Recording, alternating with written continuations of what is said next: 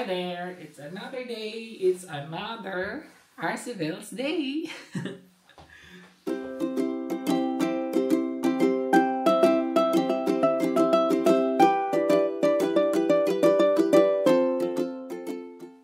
Yes, today is our third day actually guys, na day off. Today is Tuesday and it's already 11 a.m. I'm ready and we are ready. And as I said last time na yung 80 euros ko is gagamitin natin to buy something for myself to keep as a remembrance sa aking tip. So meron tayong 80 euros and I think magpuput up ako some little bit amount para maano natin kung ano ang ating mabibili doon. Isasama ko si partner because I need assistance. I need assistance, you know. So I will not bring backpack or anything because we will just get these paper bags outside. It's nicer, diba? Anyways, and the camera. Oh my god. Parang na-excited ako lumabas guys. Naghahanap ako ng camera and nandyan din naman. Do you need something? No. You need your backpack. Okay. You have your phone? Yeah. Good. Sorry. Medyo malamig pa talaga siya today. Kaya balot na balot at siya si partner din. Dito na tayo sa may zoo. How are you? I'm fine. Wanna say hi? No. Ang maldita mo naman. Sags. Hi. Excited na ako kung ano ang mabibili natin sa ating 80 euros. But I think I would like to have a bag. Oh, I forgot my mic. Oh, shada. I forgot my mic. But anyways, let's see na iti-test din natin to na nandun tayo sa downtown na walang mic. Tingnan natin kung gaano siya ka maganda pa ba din siya kung wala siyang mic, kung maraming tao. Medyo madaming tao today. Well, it's lunchtime, break time. Madaming tao ngayon. So, heading kami direct to Kaufhof kasi first namin is bag. We are now in the house, everybody. At actually, mga 30 minutes ago, hindi ako masyado nag-vlog doon sa labas. Ang daming tao. Yung hinahanap ko talaga na bag is hindi ko siya nakita. Meron kaming tatlong shop na pinuntahan. Wala ring nakita. So ayun, we decided na lang to go back home. And then on the way back home, sumaglit lang kami sa DM. And then bumili kami ng parang shawarma sa Turkish na Laden, sa Turkish na restaurant. Para siyang shawarma. So yun, binili namin tapos nag-lunch lang kami dito sa bahay. And hindi ko nga natapos kasi ang laki. So hinaf ko, then later kakainin ko for dinner. And then on the way back home pala, dahil nga wala tayong nakita dun sa city, meron maliit na shop on the way back home. Nepal Pavilion tawag. So all the things there is from Nepal. Tibet, Nepal. You know, every time I go to downtown, talaga nakikita ko talaga tong store na to. Maliit lang siya. Tapos, so sabi ko, parang may magandang mga bag dyan, ganyan. I decided na, sumaglit kami doon. Tingin-tingin lang, baka meron silang something. Yun na nga, eto na nga oh. So may nakita nga ako. Kasi guys, ang gusto ko talaga na bag, mga ganito. Ang taas niya, kailangan ko lang siyang itali, ganyan. And then, I don't know, and then kailangan ko lang siyang paliitan dito konti. Basta titingnan ko kung ano magagawa ko. This is from Nepal, handmade. I don't know what was the meaning of this. I forgot. He said something about it, guys, pero hindi ko siya na Para siyang para siyang Muslim something. Maganda din naman siya. Kasi, I was this past few months or since bumalik ako, matagal na. Gusto ko na ding magka-bag ng mga ganito. Hindi siya mahal guys, mga I think 20 euros lang to. Nagkulikot talaga ako doon, naghanap talaga ako doon. Tapos lumapit yung tindero nila, nagtanong siya ano daw ang hinahanap ko. So sabi ko I'm looking for something that is, ang sabi ko nga ayaw ko ng madaming kulay, pero tingnan niyo nakuha ko ang daming kulay. But anyways, maganda din naman siya. Yan. Diba? So, kailangan ko lang siya papaliitan. I don't know how. Tapos, may zipper siya. Guys. And, actually, dalawa nabili ko doon. I bought two, anyways. Isa is, din. Din siya, guys. Sling bag din siya. This is something like happy, something like that, guys. I forgot what is the meaning of this. He said something about it again. Kasi sabi ko, I don't like so many colors. So, eto pinakita niya. So, eto nagustuhan ko. So, sling bag lang guys. Kasi naghahanap talaga ako ng sling bag na cotton. 22 and then this is 26 euros. Yeah, I paid 58. 36. Mahal. Well, anyway, handmade din naman siya. So, meron pa akong 22 euros. I saw something naman online. Maybe I will order there again another sling bag. Guys, I don't know. I don't know what happened to me. Parang nagustuhan ko lang talaga mag-sling bag. At least may maganda tayong nabili sa ating tip galing trabaho. Diba? I don't know if magluluto ako today. Do I have to cook today? Yes. Because the meat. So, kailangan ko talaga magluto ngayon guys kasi nag-defrost ako ng meat kahapon. So, kailangan ko siyang lutuin today. Good afternoon everybody. Ngayon na lang ako magluluto kasi mag-i-edit pa ako mamaya. Madali lang naman tong aking recipe for today. Gagawa lang naman kasi ako ng guys. Para siyang kaldereta na menudo na hindi ko alam. Basta ribs na may salsa. Babalatan ko lang tong mga ingredients then I will be back. So ayan, ready na tayo. Mainit na din tong pan natin. Lagyan na natin ng oil. So, meron ako ditong nahiwang ingredients, everybody. So, meron tayo ditong carrots, potatoes, bell pepper, and onions and garlic. And itong ating ribs, napakuluan ko na siya para mawala yung lansa. Meron tayo ditong tomato paste. Meron tayo ditong green peas.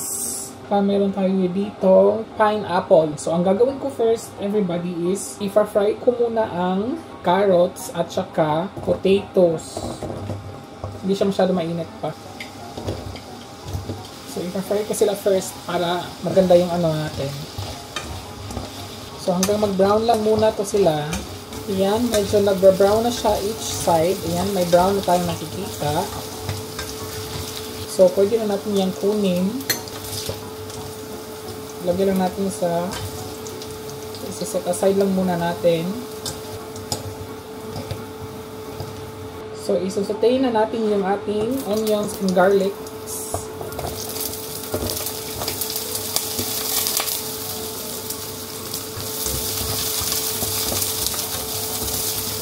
And this time, maglalagay ako ng tomato paste para gusto ko maluto talaga yung tomato paste.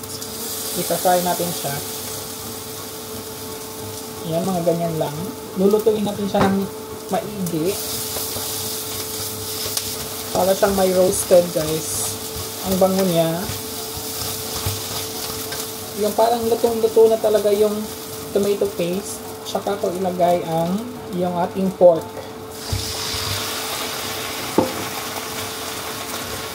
Lang. Maglagay lang tayo ng salt. Kamay-kamay na to guys. With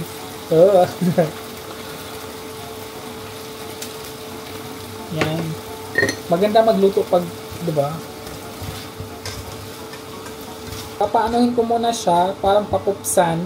Isisimmer ko muna siya few minutes. And then tsaka natin i-add yung other ingredient. Mag-a-add lang pala ako ng toyo. Maliit lang kasi naglagay ako ng asin. Maliit ba yun? Okay lang yan. Maglalagay naman tayo ng something para maano siya guys.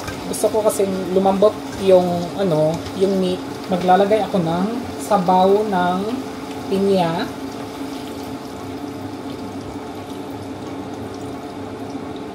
Yan. Dahil ayaw kong mag-open ng tomato sauce, ito yung gagamitin ko na steak sauce. Tomato din naman siya na may mga herbs. Okay lang yan.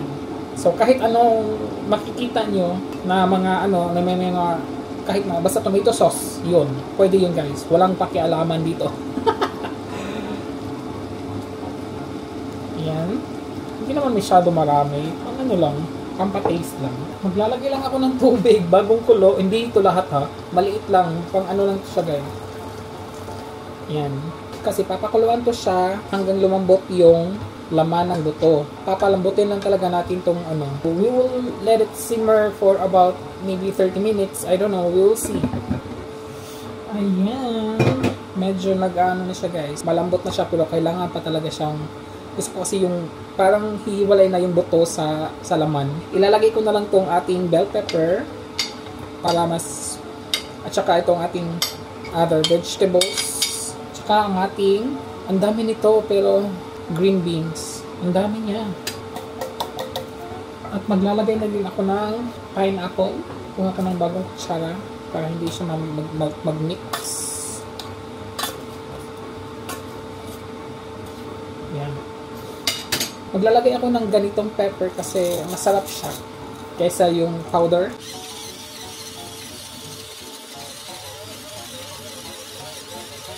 Dami. So, mix ko lang ng konti. Dumami siya bigla. Ang ganda niyang tingnan. Ang ganda lang tingnan. Ang lasa hindi pa natin alam. So, again guys, papakuluan pa natin yan ulit. Hanggang talaga lumambot. A little bit. Ayan. So, lilipitin ko lang to. And then, hopefully, when I'm back, luto na siya. Luto na siguro ito.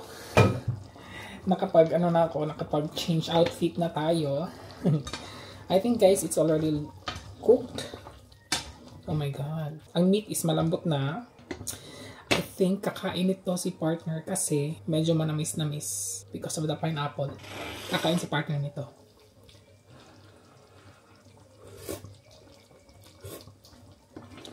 Ang sarap. Ang sarap. Successful ang ating caldereta ba to? Parang caldereta to siya guys. Yes, I will name it caldereta. Even though the ingredients are different, but this is my way of caldereta. Papalamigin lang natin. Tapos, bibigyan natin si partner. And let's see if he really likes it. Charot.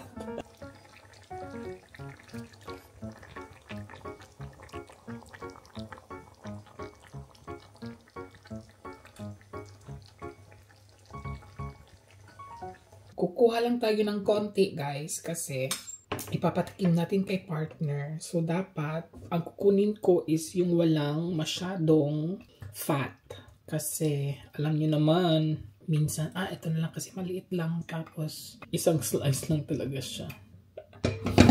So ipatry natin kay partner. Dali, ipatry natin. Meron siyang bread. I think may potato naman to. So tingnan natin. You wanna try there or here? Here. There. So, ayun, success guys. Success. Masarap daw. And, do you really like it? Good. It's not fatty, right? So, yun, masarap daw ang ating pork ribs caldereta. Ayun lang. So, na-try na niya at naubos. You did not finish the meat. No. Now, okay, now I thought. So naubos niya guys, and ako magdi-dinner ako yung tira kong yung lunch ko kanina. So yun ang kakainin ko now. Kakainin ko siya na medyo malamig siya pero. So ito yung dinner ko. Ang laki kasi niya kanina, kaya hinaf ko siya. Hindi ko na siya iinitin kasi, 'di ba? Malaki pa nga rin oh. Ang laki pa niya.